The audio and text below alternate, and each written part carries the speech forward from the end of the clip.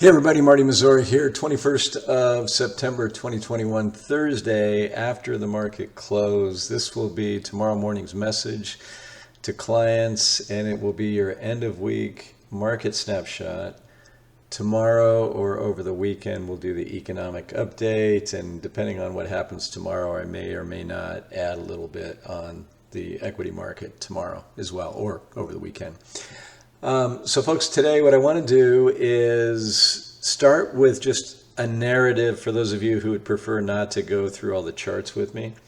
So I'll do that now and just kind of talk about the action this week, the Fed, markets, that sort of thing. And then we'll get into the weeds. And when we get into the weeds, we're going to look at the S&P, the NASDAQ 100 ETF. Then I want to look at the 10-year Treasury yield. I want to look at the long-term Treasury ETF. I also want to look at a volume analysis with you on the S&P and the NASDAQ 100 index ETF, and give you another look at the market and how to view risk here in the relatively near future. So with regard to the, I think, third day in a row now that stocks have taken a pretty good hit. Biggest hit would be today. So those of you who do follow me on the charts, you know that the technicals were pointing to this. We broke down through some key levels. Not the first time, of course, over the course of this year, where we broke down below levels only to have dip buyers come in and pretty much do away with those technical signals that each time could have led to something more significant to the downside. I've shown you that there's been a shift in sentiment since the beginning of the year. Again, at the beginning of the year, lots of people were preparing for the next leg down in the bear market. Markets just aren't going to roll over when everyone's prepared for them. They're going to roll over when everybody doesn't think so, and then they are inspired to get out in a hurry, and that's where you get the big downdrafts. Well, there's been a notable shift, not to say that everybody is on the bull side of the boat. I don't think that's the case. But there's been enough of a shift that if we did get something that sparks some fear in the hearts of people, there's enough lack of folks willing to buy the dip that actually could see something more substantial to the downside. Our base case has been that the risk leans there anyway, because our general overall macro assessment, if you will, says that odds favor a recession over the next few months. And remember last week's midweek commentary where I showed you 60 years of history of what tends to happen in that second leg down brought on by recession. And by the way, folks, it's when the Fed is cutting rates as well while stocks are falling. It's just that now they're correlated to something more fundamental, which is the earnings of the underlying companies when folks stop spending money, i.e. during recession. So with regard to this action right now, if one of the groups who we subscribe to their research is right and that the recession starts in the fourth quarter, well, then we're there. Then the market should be peaking right now, and the next leg down should happen sooner than later. But when we look at what seems to be inspiring the trading, it's really more, inflation fears, right? It's more that the Fed upped their forecast for where the Fed funds rate is going to be at the end of next year. They actually suggested that maybe Fed funds futures aren't correctly pricing in the odds of another rate hike even this year. So that has gotten the market a bit scared. Yesterday was interesting because gold and treasuries both rallied a bit, which made sense relative to our recession narrative. Today, bonds really bought into yesterday's narrative, and that was that higher yields are coming and it's going to be bad. So our long-term Treasury ETF was down almost 2.6% today. So I want to look at the technicals on that as well. So as we sit here today, the pressure at this very moment, this week, last few days, and well, actually last few months has been to the upside on interest rates, right? We're seeing that in yields. The market's trading as if that's going to continue. And the case to be made for that would be that today's very low jobless claims say something about the strength of the economy. That today's leading economic indicators rolling over a little more don't. And we'll for sure touch on those two things Friday or over the weekend. That all this new borrowing, all this new supply that the Treasury is going to have to bring and is bringing to market is not going to be met with a lot of willing buyers. Therefore, the yields are going to be bid up, and that just means higher interest rates throughout the economy and throughout the markets. And stocks just don't really compete as well right here, certainly not on an earnings yield basis with higher interest rates right now. So there's a bear market case there to be had that has nothing to do with recession. Our bear market case has everything to do with the recession. We think inflation will come down under those circumstances. We think the Fed will get fairly aggressive ultimately under those circumstances. And we don't think it matters, at least initially, for what we think the market needs to do to get fundamentally correct from a pricing standpoint. Beyond the next recession, this is something we'll be talking about a lot. We do think inflation is going to come back relatively quickly and be structurally higher than anybody's experienced in decades. And that, by the way, is got us feeling pretty good about our long-term investment thesis and where we think the opportunities are going to be globally. But the chance of a recession getting in the way first has us continuing to hedge, well-diversified, big chunk in short-term fixed income treasuries, essentially. So folks, that's probably enough rambling about what's happening on the ground right here and our view about what really should be impacting the market on a go-forward basis. So those of you who would prefer not to wade through the charts with me, thank you so much for watching and listening, and I'll send you an economic update over the next couple of days.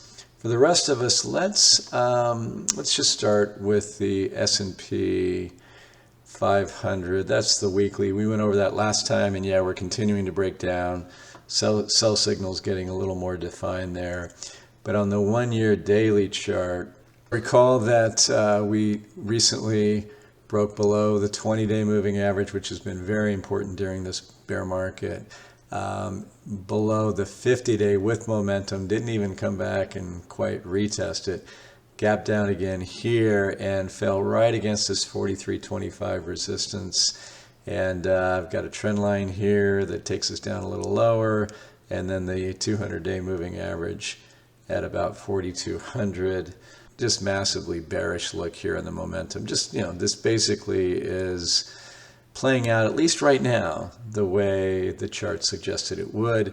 Could we get a bounce as early as tomorrow? Of course we could, particularly off of this potential support level right here and getting close to oversold territory here. So, if this is really the beginning of something more substantial, you bounce, you probably fill that gap over the next few days. If you could find resistance right there, and then likely resistance here at the 50-day moving average.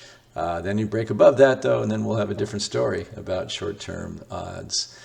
On the NASDAQ 100 ETF, QQQ, remember I showed that we had broken down a couple days ago just barely below this trend line with momentum yesterday and then gap down today below 360 support. This is a real ugly look for the NASDAQ. Again, this was the chart that I told you was really concerning. This in the breadth chart for the NASDAQ composite. But yeah, nothing good technically the way we look at technicals here. Could you get a bounce? Yeah, but it looks like 350 is very much in reach, which is another $10 down or 10 points down from where we are currently. So stay tuned there, folks. We'll look at that in the context of volume here in a second, as I promised initially. The 10-year Treasury yield, okay, 4.5%, call it 4.49. Applying the technicals to it, we've got this uptrend line for 2023, but the shorter term trend paints a rising wedge pattern against technically overbought as of today on the RSI. Now we do have a little buy signal here. This would roll over and we'd have a bearish divergence on the MACD if what I think may happen here in the near term is that we fail at this resistance and bonds rally and yields come down. Obviously, people are jumping on the bandwagon here. technically speaking, and I think ultimately economically speaking, we're going to see yields begin to drop.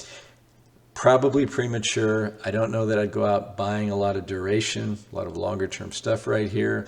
It's something we are absolutely eyeballing for our core portfolio, and we have a little bit of exposure right now. We will have more exposure, I'm quite certain, going forward. It's just the timing of that.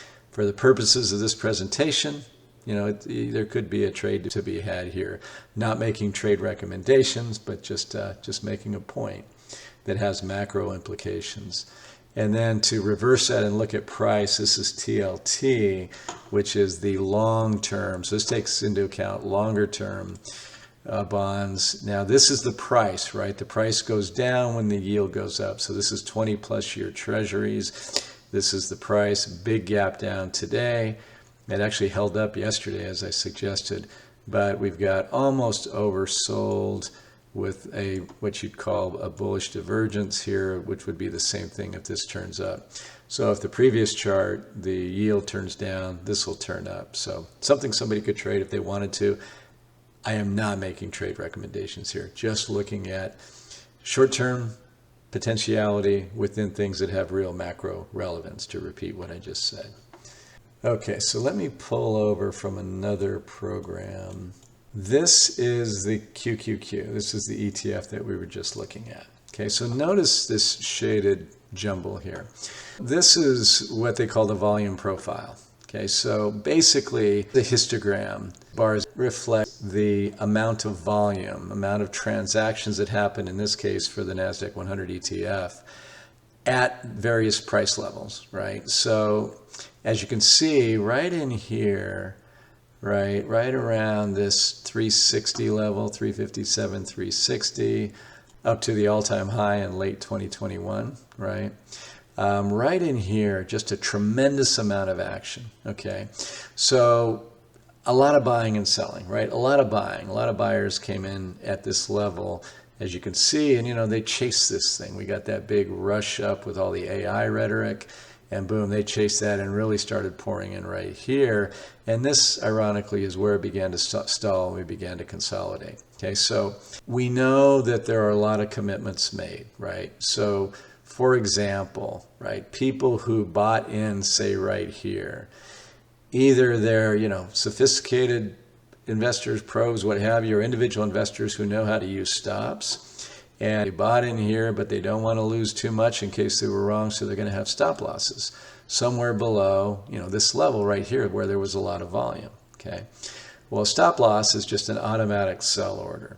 So that tends to be something that can be precipitous, right? You break down below a level and a bunch of established stops get hit. Well, those are going to be sells amid an environment where the stock is breaking down. So it's not like there's a lot of eager buyers ready to take those shares off the hands. So they tend to get bid down lower before those cells get filled, right?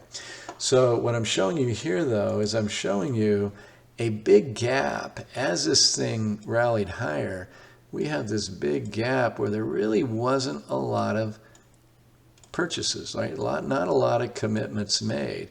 And, on the technical chart, if we could go back to that, but I don't think I need to, you don't really see, I can do it here, you don't really see a lot of price support in here either, right? So this suggests that when we do the volume analysis, that there could be kind of an air pocket in here where this thing could fall quite rapidly over a relatively short period of time. I'm not predicting that. Have I seen this happen? Oh, absolutely. More than once, I promise you, over 39 years of tracking markets. Does this look familiar to me in that regard? Yeah, it does. I would say around this 320 level, then you're going to get some real interest, but that's quite a ways down from where we are here, right? That's not a small percentage move down from here. And then we'll see. We'll kind of see how the market treats that. So interesting look there. And what I want to point out right here is that, you get another break below a level, and just don't be surprised if the stock market gets kind of nerve-wracking for some folks. Virtually same thing for the S&P 500. All this high, heavy volume action right in here.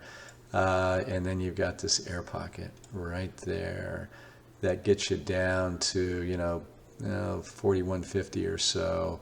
And, that's pretty good. You can see the congestion in there, right?